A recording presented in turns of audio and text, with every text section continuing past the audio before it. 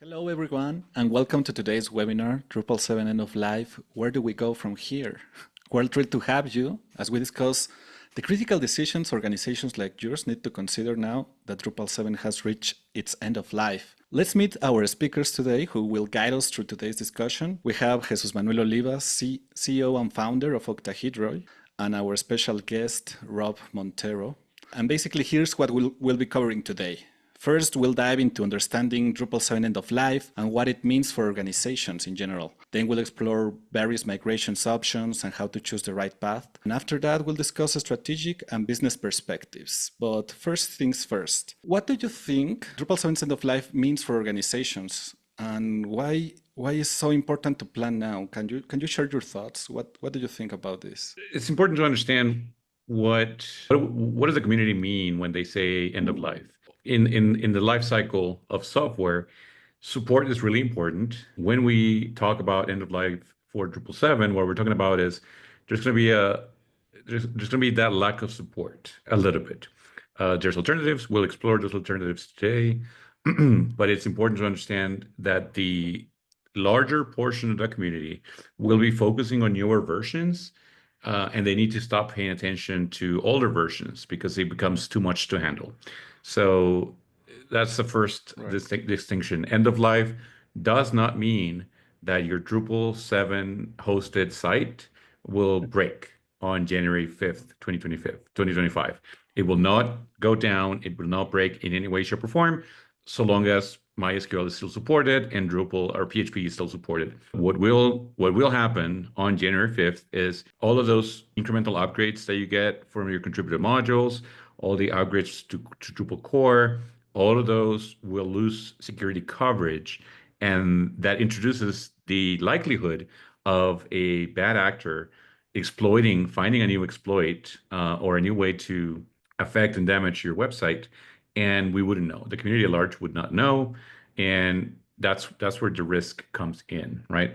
Versus staying on the latest Drupal version and continuing to have that coverage that the community so generously offers for free. Yeah, something else to add. It's the well, you stay with Drupal 7, and obviously you don't have all the latest and newest changes from D8, 9.11, 10.11, which offers you, and you won't be able to take advantage of all the new contribute modules and new features that Drupal provide you like out of the box on the latest version, which is what you currently have on D7. But yeah, but totally agree with Rob. Besides the security, I mean, challenges that could be happening because you're no longer having support for those updates. Besides that, it's again, you stay with the current version, but something really, I mean, or I like what you mentioned, like your site is gonna keep keep functioning. It's not like my site is broken. You walk up that date and your site no longer working. So that ain't gonna happen.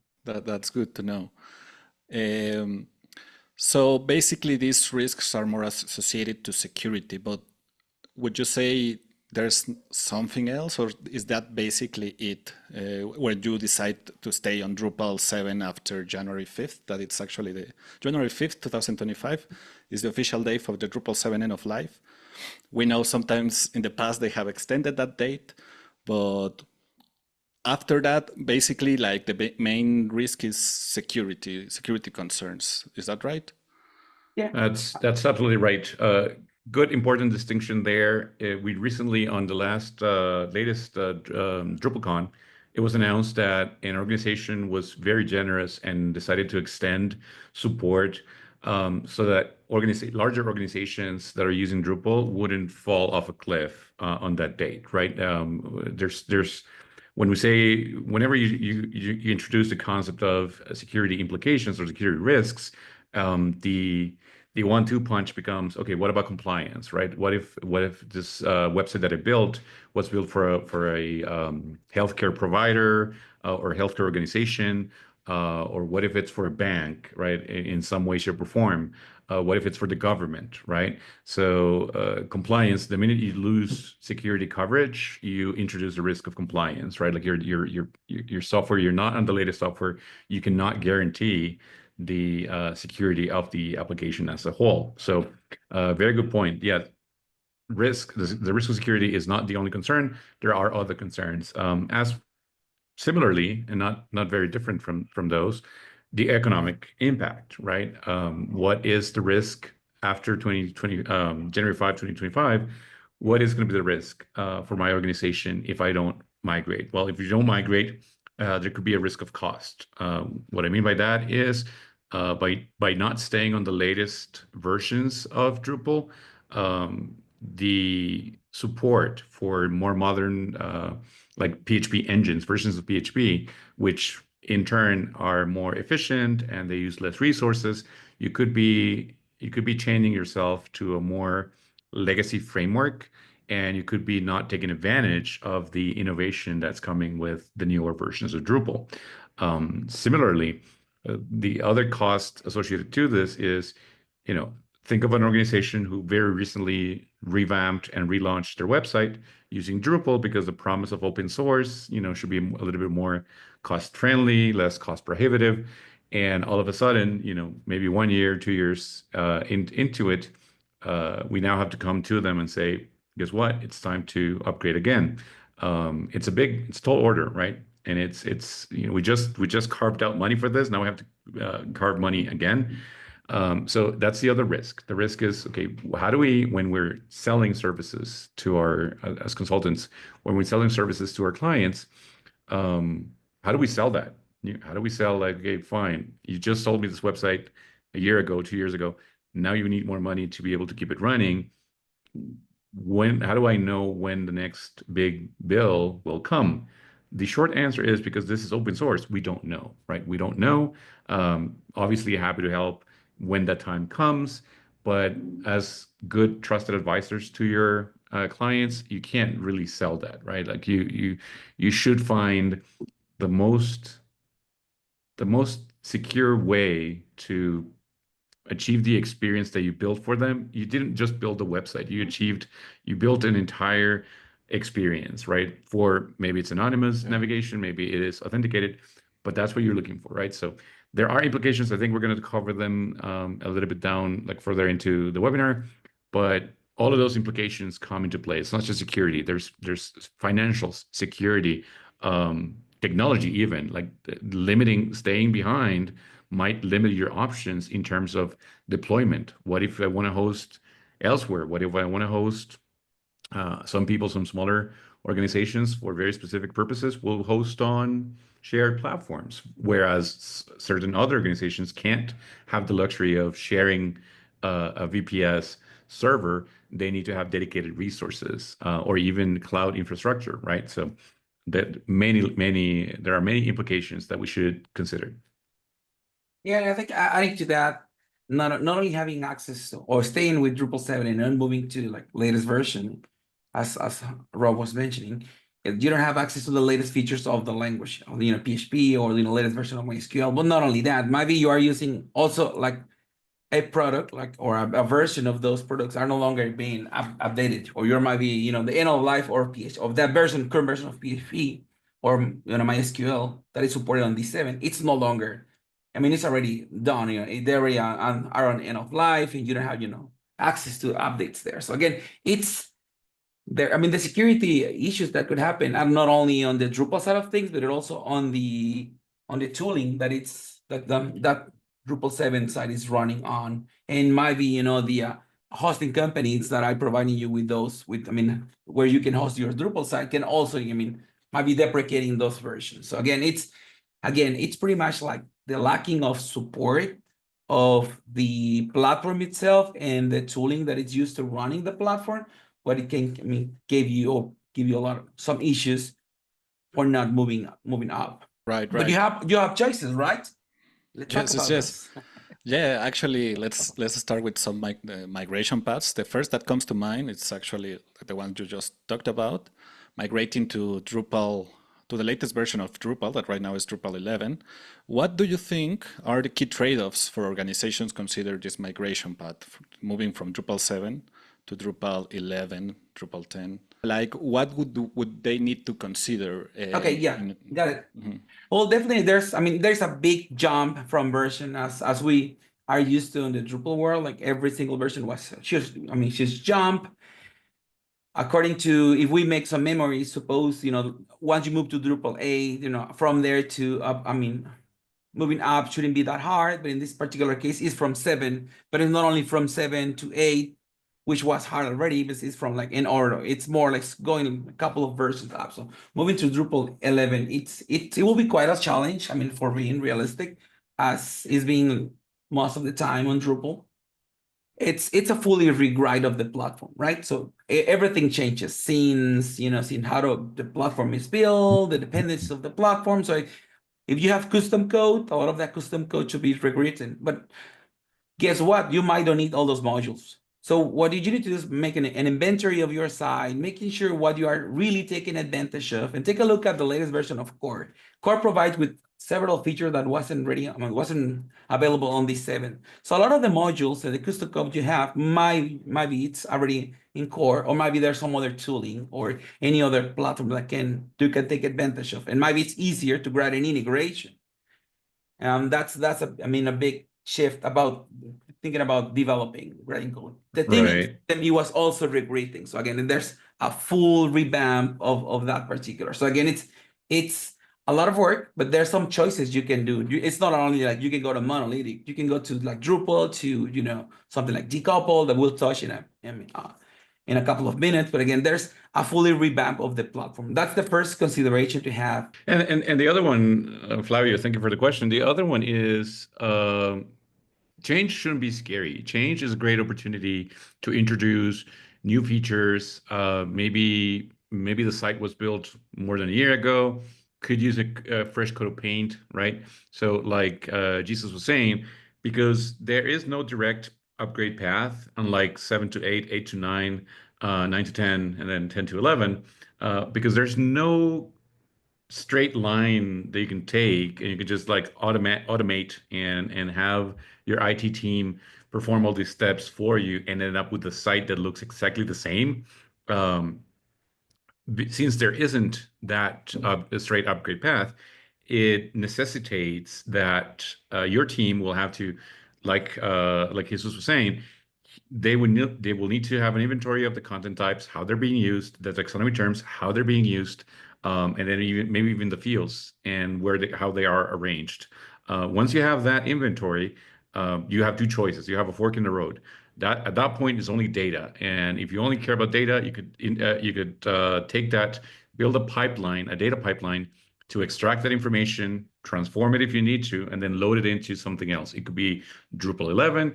It could be a third-party CMS solution on the cloud, distributed or not.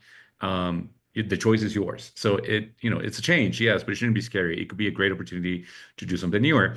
Now, if you want to go beyond just the data, you could look at the widgets, and for each one of your fields that comprise your content type, you could look at the fields and say, okay, well, maybe we had date ranges, and date ranges in Drupal 7 were a pain. Now they're super easy, like Jesus said, right? Like now, all of a sudden, if we migrate that data into it, we might finally achieve the user experience that we were trying so hard to achieve when we were building it in Drupal 7.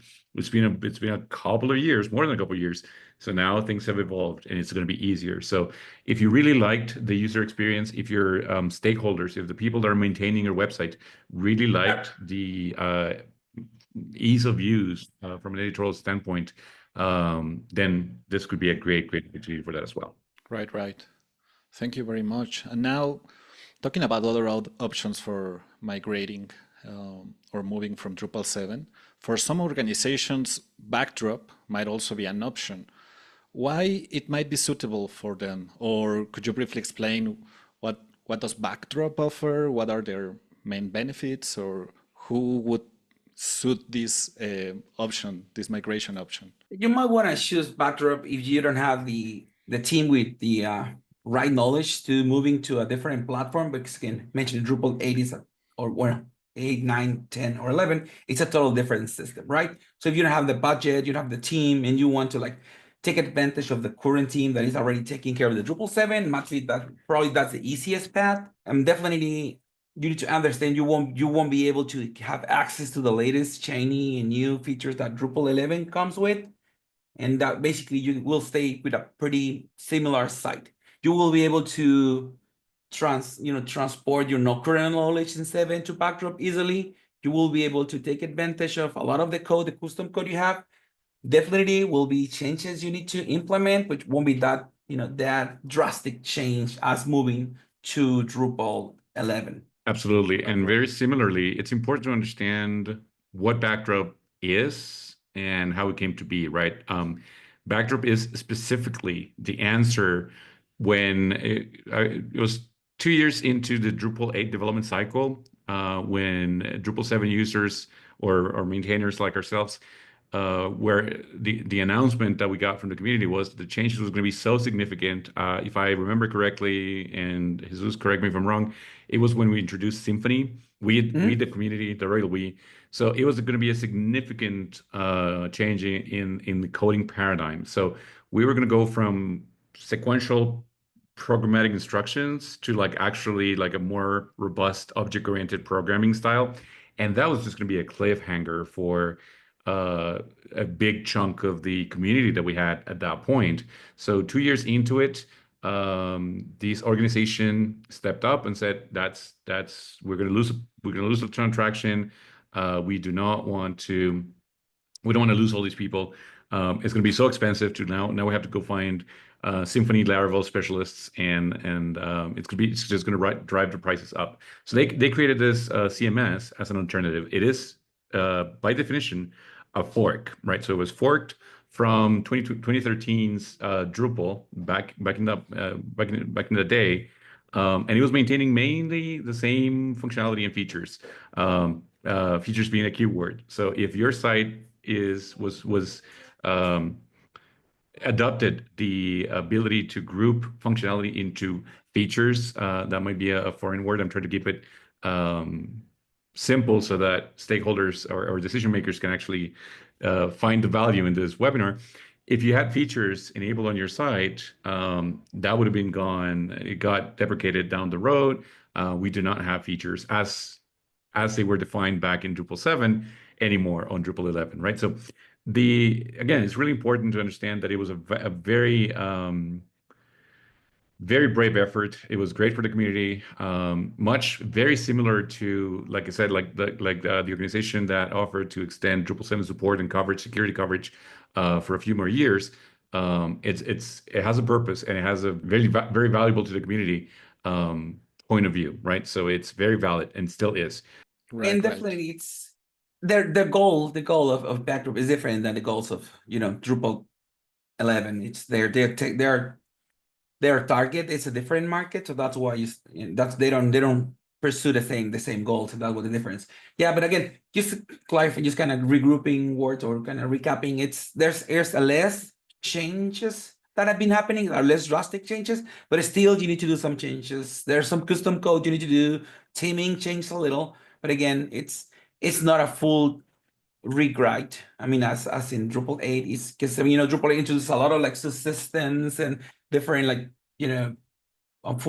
different way to interact with the platform. So again, it's probably the easiest way to keep your site alive with the same team, without the team can translate their knowledge easily to the new platform.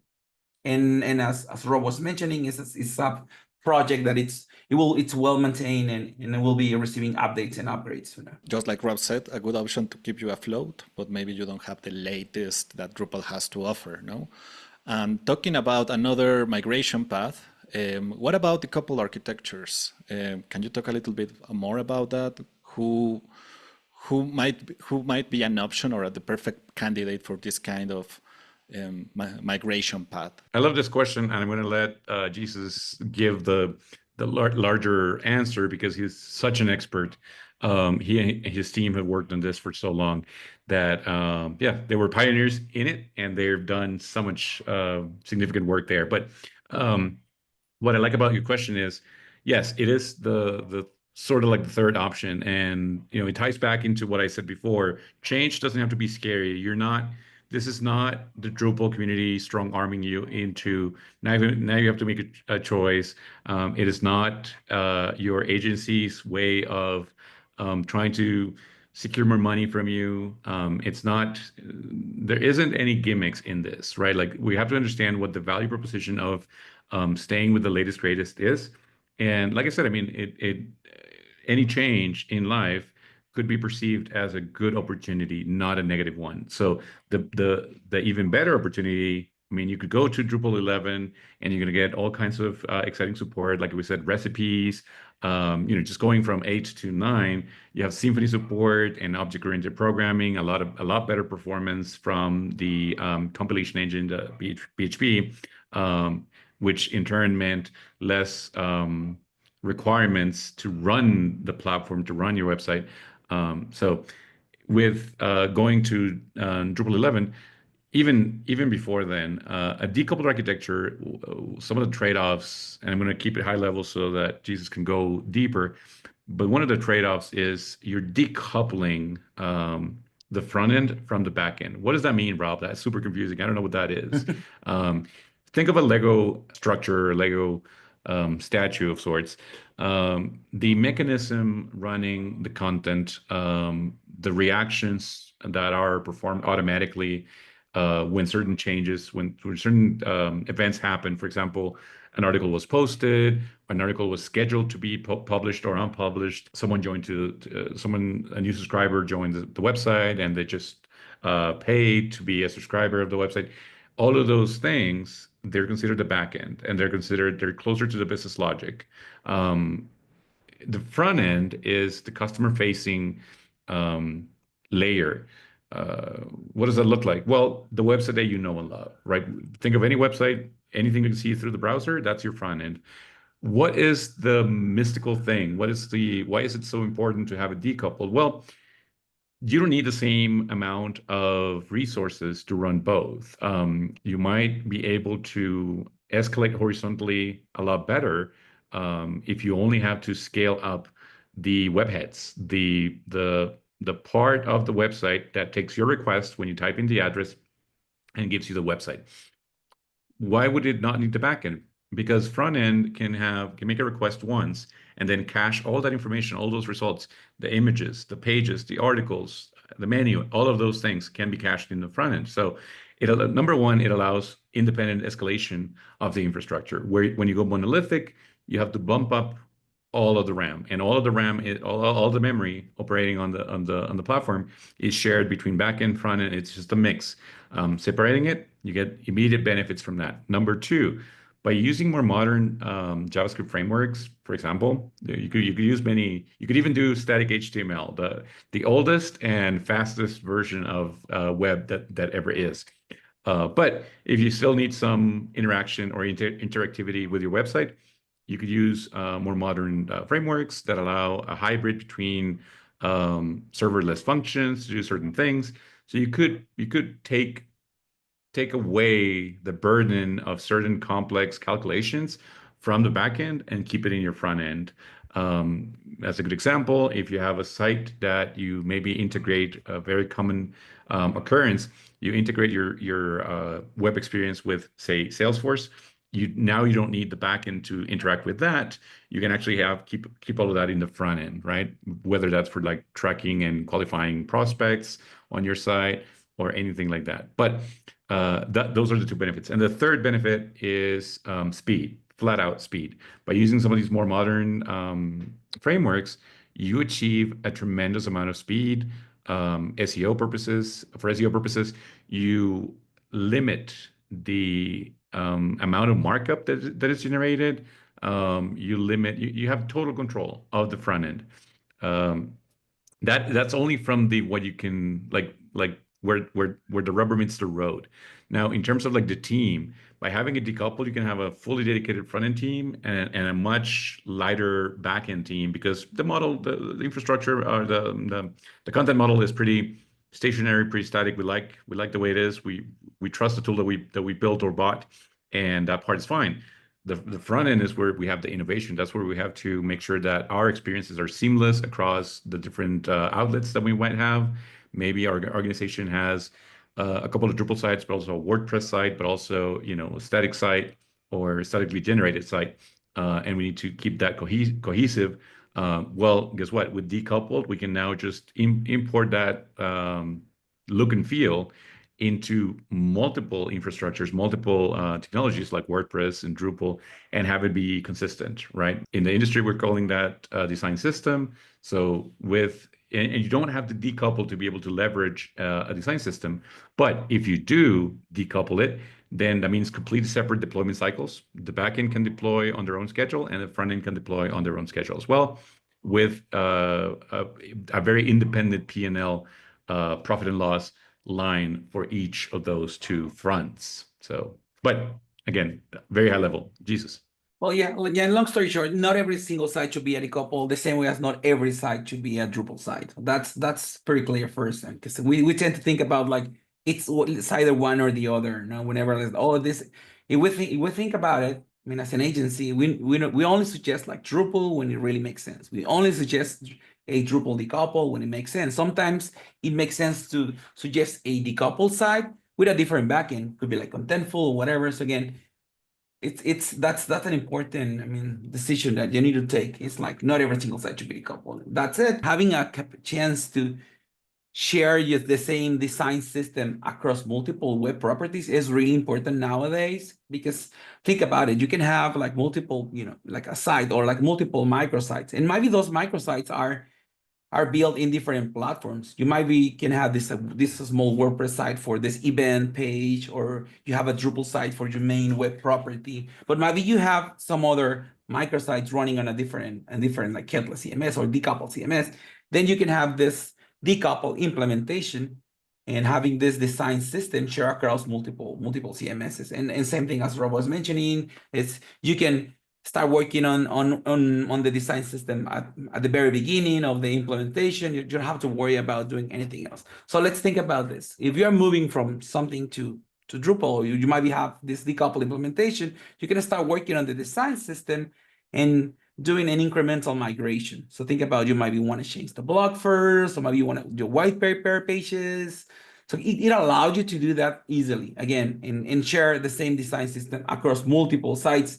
And those sites could have like multiple or different like decoupled CMSs or headless CMSs. And having a way to, yes. No, I was going to say, and you achieve complete freedom because the front end layer of Drupal, the out of the box front end layer of Drupal is prescribed and is prescriptive. You are expected to use Twig. Yes, you can slap a more modern interface to it, Yep. but you can't get away from using Twig and divs and TPL files. Yep. Whereas when you have it truly decoupled, your backend becomes the backend. So you can use Drupal for one of the most loved features, which is how easy it is to organize content, model content, create, add and reuse fields on content types. That's what most people really love. The editorial experience they like a lot. Yep. So now you achieve you really unlock the potential of the site, because next time there's a migration or an upgrade, you only have to worry about the back end. The front end stays the same, like no change there. So you're saving half of the equation already. And not only that, I mean, as you were mentioning, you can use Drupal for what it's great for, or one of the greatest features, which is the structured content. And by using the teaming system in Drupal, you're kind of tied to the teaming layer, which kind of somehow, also I won't say force you, kind of you need to like follow their Drupalisms, and how the divs are, all divs between inside divs. You remember all those problems we used to have. But it's not only that. Think about not only the teaming system, but it also the render array, because the place where you message where you like handle your data, or or add or enrich your data, it's at the Drupal level. And then if you decouple that from Drupal, then you can have Drupal exposing your data structure, and you can have this external layer where you can do computational or enrich your data. And you can enrich the data by using different tools. And think about, at this very moment, maybe a site is not only a Drupal site. Maybe your web property or your site, it's built using like multiple data sources. What about like Drupal, but you might have an Airtable, or you might have an external database for something else. And by decoupling your site, you can take care of that data manipulation in a different data layer than only Drupal. And then you don't have to worry about making Drupal the tool that ingests all the data and do all the data manipulation and then exposing the data. You can use Drupal for exposing the Drupal data and use a different system for the data manipulation. And that's really important. Another really important thing is now that you have two different systems, like, something like Drupal for the Drupal data structure, then you can have like Drupal expert, backend expert working on that particular feature. But how about front end? If you're working on a big site, maybe you already have like people or front end people, but modern people that use like modern tooling like React or Vue or any of the other like modern framework like Astra. And then you can have different teams working on the project, right? And it's at least for us as an agency, it's easier to get people that know React pretty well, that know like Drupal TV pretty well. And we even have a customer that they recently acquired another company, and the new company has a lot of like Next.js experts, so they can easily now jump into using a modern tool like Next.js, which uses React to building the front end, and they can keep using Drupal, as they like to, for building data structure, providing the forums for Drupal for the content editors to entering content, and then use a modern tooling for do the rendering part. But again, it's now that you have multiple teams, it allows you to have more diversity on your team and different point of views and how do you handle things. And by and the ecosystem on the front side of things like React is huge if we compare to the ecosystem of Drupal, on the teaming system, right? Because there's a plenty of modules on Drupal, but most of those modules are for like backend tasks, not for front-end tasks. So again, most of the SDKs and platforms that you want to add to your front-end site, to your site that are related to front-end are already on modern tooling, like React or, like SDKs on TypeScript or JavaScript, right? And you're probably will having some issues by trying to use those in Drupal because, kind of legacy the way that the JavaScript is handled in Drupal. Again, it's been functional for so long and works out of the box, but again, you maybe don't have, or maybe you will be having more problems, I would say, or more like challenges to introduce like modern SDKs and toolings for like authentication or like to detect which user is it's navigating your site. Again, it's a matter of you will be able to access a huge ecosystem of modern front-end tooling once you do the jump to go and decouple. Right. So I think that pretty much covers the technical side, these migration paths. But let's shift a bit to the strategic and business value. We have actually talked a little bit about it, but I wanted to understand, are there any benefits or trade-offs to act on this migration sooner rather than later, or are there really no like any like latent risks if you don't do it now? I like the way you frame it because yes, by definition, a trade-off means something to be gained, something to be lost, right? Like the risk of losing something versus the opportunity to win something. And I think both are true in this case, right? Like we already talked about, some of the risks could be security, like, you definitely don't want a bad actor to take control of your website, put an unsavory message on your website, or worse, right? Like misguide your users and profit from it, right? So there's a risk of that. There's a risk of security, but there's also the risk of staying behind and your competitors. Drupal as a messaging platform, as a way to get Drupal as a platform to connect your audience with your message, and it being open source, it can be very universal. And what I mean by that is your business's competitors could very well be using the same tooling. So if you stay behind because whatever reason, it doesn't make financial sense at this moment, you were planning on a major redesign down the road, maybe a little bit later. If the competition chooses to go in and do the upgrade, they might be getting a little bit ahead, right? Like better integration into, whatever it is that your business needs to be successful, right? Not all the sites are created equal. They have very different functionality, but there's definitely a risk of that. If nothing else, the oldest benchmark in the book is speed. why does it matter that my site can load in half a second versus, a quarter of a second? Well, it matters for a number of things. Number one, the user experience, right? Like people with smaller bandwidth, so slower speeds, when they access the internet, they're going to see a great significant impact. But also, search engines will reward you for having an optimized and streamlined experience, because in turn, that makes their search experience a lot better, right? So you will get penalized for having a small or slow performing website, and you will get incentivized or bumped if your site loads faster, especially on mobile devices and smaller viewports. So there's that, right? Like that is measurable and achievable from the redesign phase. The other, from the business side of things, the other benefit to be gained, not risk to be lost, but benefit to be gained is, like I said, I mean, just like moving houses is an opportunity to like just reorganize and throw a bunch of trash away. This introduces that time, right? Like when you're moving, moving is painful. I don't think I've ever seen anyone who says, "Oh, I really enjoy moving houses every week." Yeah, yeah. But it is a great way, after you're done, after you suffer through it, you end up with a much cleaner house. You realize there's a ton of craft that you accumulate over time. We had so many engineers on this project throughout the years. We had so many vendors, so many choices, and we didn't really, because we're spending money on achieving new features. We didn't really have the money to like clean up and get rid of the craft. So this is a great time to do that, right? Starting especially from Drupal 7 to 11 or 7 to Decoupled, it's a great time to take stock, do an inventory, and be like, do I really needed that? That there's a lot of custom code that we built to make date ranges work. Again, not bashing on Drupal 7, but it was really hard to do back then.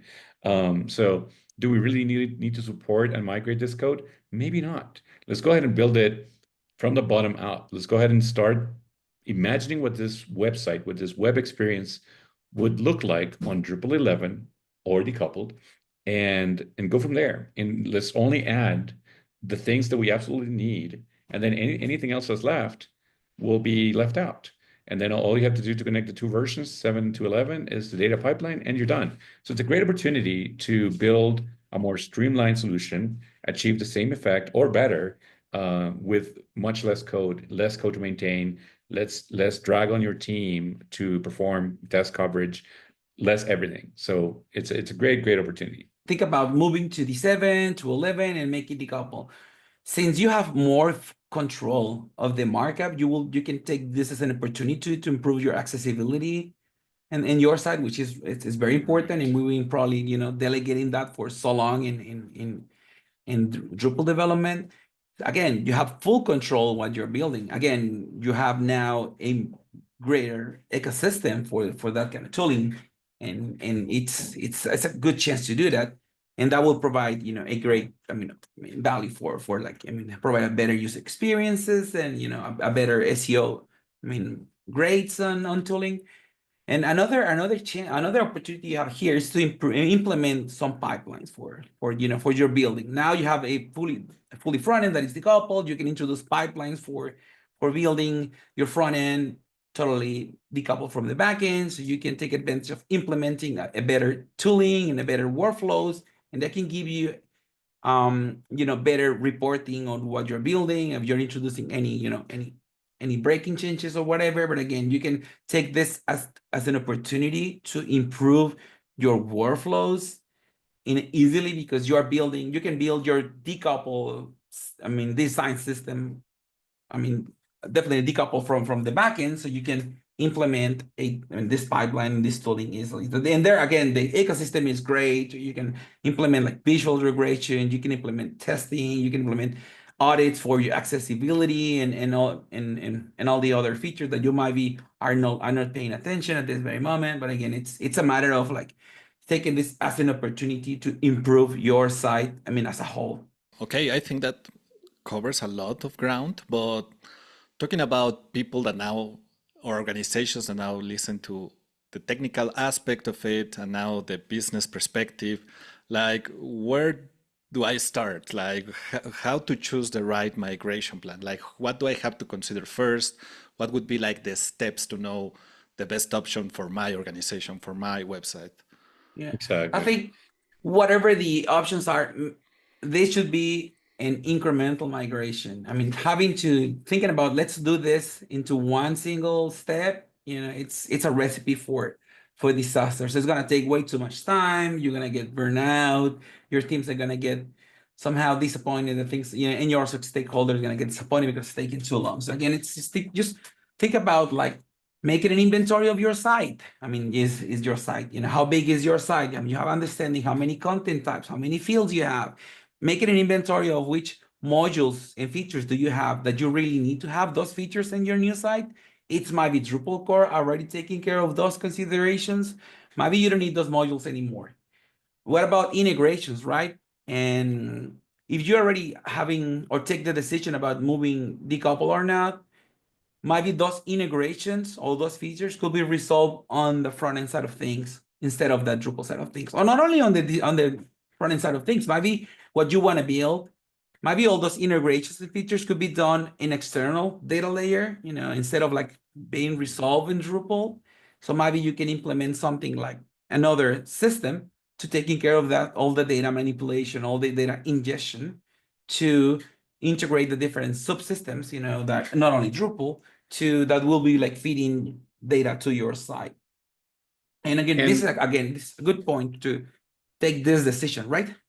Go ahead. and very similar to that, as you're taking inventory of your actual product and your actual content types and taxonomy terms and infrastructure, how many servers do we have? How many web properties do we have to maintain? We're responsible for. Similar to that, one consideration that I would add here is take inventory of your manpower. Like what does your team look like? Are you currently working with a back end heavy or front end heavy, or maybe a full stack team, right? If you've had some churn and rotation in your team, maybe the team composition that you have today is not. It was very well equipped to do minimal maintenance on a Drupal site, maybe not the most robust to do a full-blown migration or full rebuild in Drupal. That's probably good and bad, right? It could be good because by not having the same team that built this tool some years ago, you're forced to innovate, or the team is going to demand, and can we use this more modern thing instead of this very legacy thing, right? So that might be good in that regard, but it could also be negative, right? So negative in the sense, well, we don't even know how to maintain this. We barely know how to keep it alive. We wouldn't even know where to start building it from scratch. So, like Jesus said, how do you eat an elephant? One bite at a time, right? So it has to be incremental. It has to be very planned out, and it's a really good opportunity. So we were talking about like how do we choose the right migration path? Where do we start? Start there. Start taking inventory, and then once you know what you can afford in terms of like, okay, well, guess we're stuck between a rock and a hard place. We need to go somewhere, right? We can't stay here. What are we going to do? Well, if you have a diverse team, maybe partnering up with a vendor would be the most financially sound decision, right? You have a team of full stack developers. They're very capable. They're probably already working in different areas of your business that go beyond the marketing or the flagship site, right? So you have people doing that already. Choose the path of least resistance. Choose the path where your team says, out of all of these technologies that are available to us to build websites or digital experiences, which ones of these are you guys more comfortable with? And then go with that. You'll be happily surprised. And then for the things that they're not comfortable with, try to partner up with an agency like Octahedroid. They will be able to supplement at a reasonable cost, supplement your skill set, and then empower your team that you have in-house, that you've already hired. You spend a lot of money hiring these people, nurturing them. You have a career path for them.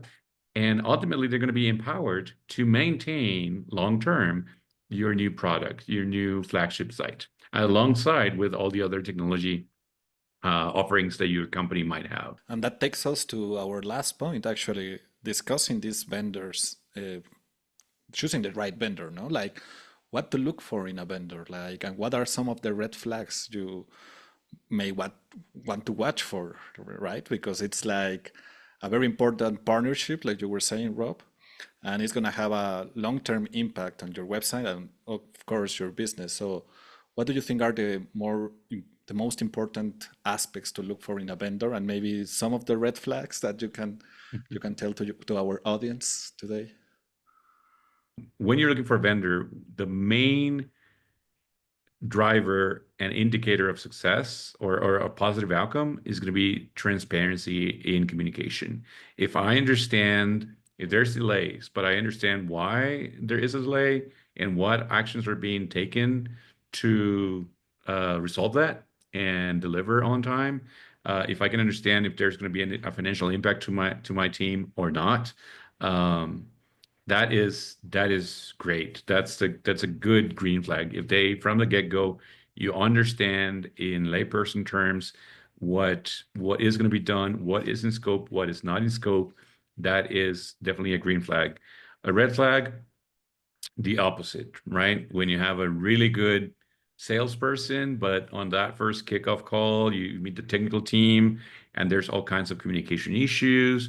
Maybe you're not 100% sure that your request for proposal was understood. There's an SOW, you've redlined the contract, you've come to agreement between all parties and everything.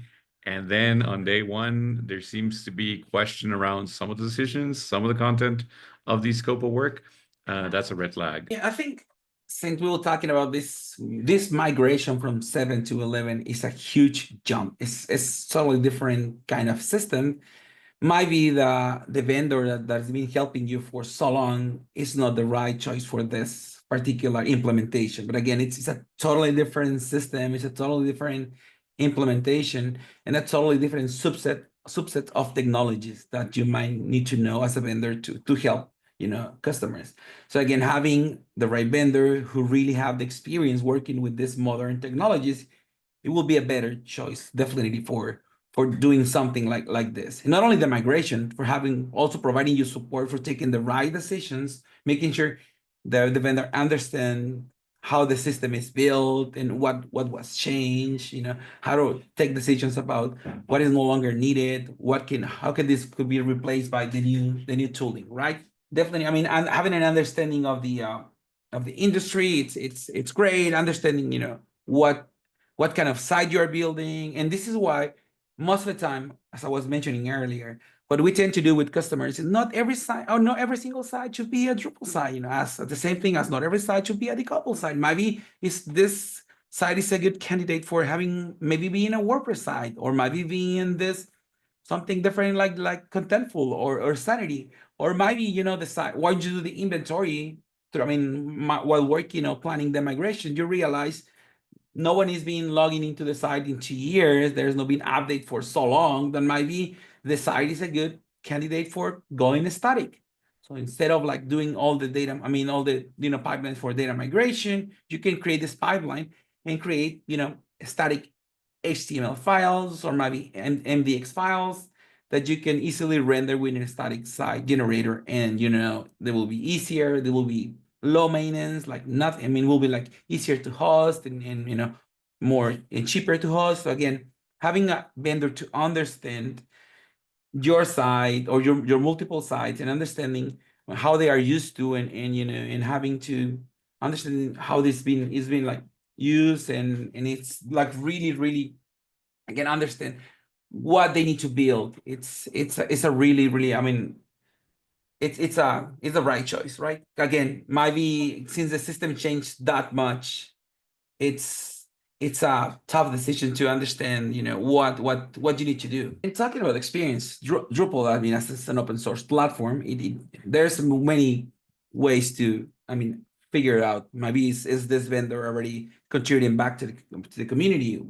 Which types of contributions are they doing? Are they contributing modules? Are they contributing modules for all for Drupal 7, or maybe modules for Drupal 8 or for Decoupled work? So again, you have a lot of chances to, are they asking, going to events, as network, based on your networking the people that you already know that it's doing this. But again, it's really important to understand it's that experience should be focused on the latest version of Drupal, right? Because it's a totally different system. So think about like it's this really experience that it's valuable for your migration, or it's valuable for Drupal 11. A very important decision. You must make sure to take your time and choose well.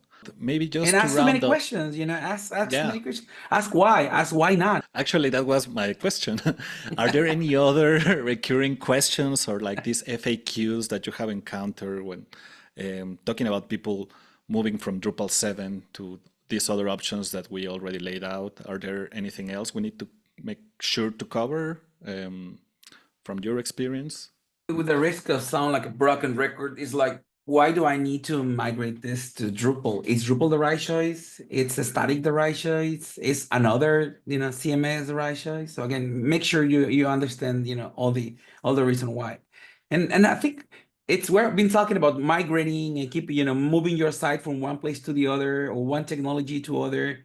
But how about the long run? It's my theme ready for taking care of this?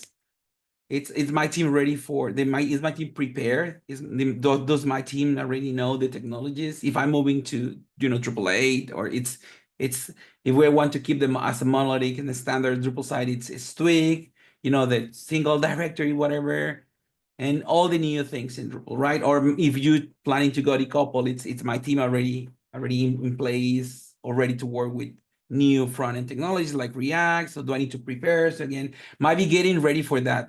And make, again, and as we mentioned earlier, this migration, it's gonna take some time. Be ready, be prepared. And how long it's gonna take? We're gonna take a couple of months, maybe a year and a half. So again, how do I need to get ready for this? How my team will be. What my team needs to know to be ready for this. They might need training for be ready for React, right? Or for the new front-end framework that I'm going to take. My site is going to use. So again, making sure you have all this answer can help you be ready and prepare for not only migrating your site, to keep supporting your site in the long run, which is basically what will be your your goal once you have your site ready. In terms of a frequently asked question, many times when you're talking about any kind of upgrade to an existing digital experience, you can probably come across like a predefined set of questions. How much is it going to cost? When is it going to be ready by? The most important of those would be the why. Why are we doing this? Why is it important to do it? Because that one, why is that one important? Because that one is going to be the one that aligns your business team and your finance team with your engineering team, right? Like, why do we need to spend money on this right now? There's so many other needs in your organization. Well, if we don't do this, here's what could happen. But on the flip side of that, if we do take the step and an upgrade, here's the things to be gained, right? So limiting the scope of what we can achieve might make the most sense financially, right? So that would be the most common question would be like, how soon can I have it? What can I win from it? How much is it going to cost me, right? Another good one that I can think of is, okay, when am I going to have to go through this again, right? Like, when is this set it and forget it? Well, it really depends. If the use case was, this is mainly a static site, and we're going to decide to archive it, then you're done. Ramp up your team to do the archival, or maybe even just pay for the roadmap, and your team can actually perform the tasks to do the archiving. That could be very very inexpensive, and you will achieve your goals, and the site will be secure, because when a site is static, you can just put it on a CDN. That means distributed geographically across the globe. They have multiple instances, not just one. So that's a lot of security right out of the gates, because you can't hack all the different webheads for a CDN, right? So anyways, there's a lot of benefits there. But it's a per site and per case basis. Yeah. The other question is, what is my scale and scope, right? So it's not the same as people watch this webinar.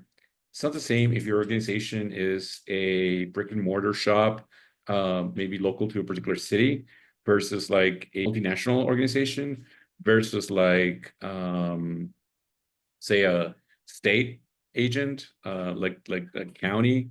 You're responsible for the digital experience of the county, and your constituents are using your websites to perform multiple things like pay taxes or property tax or file for permits, right? So very different use cases, very different stakes.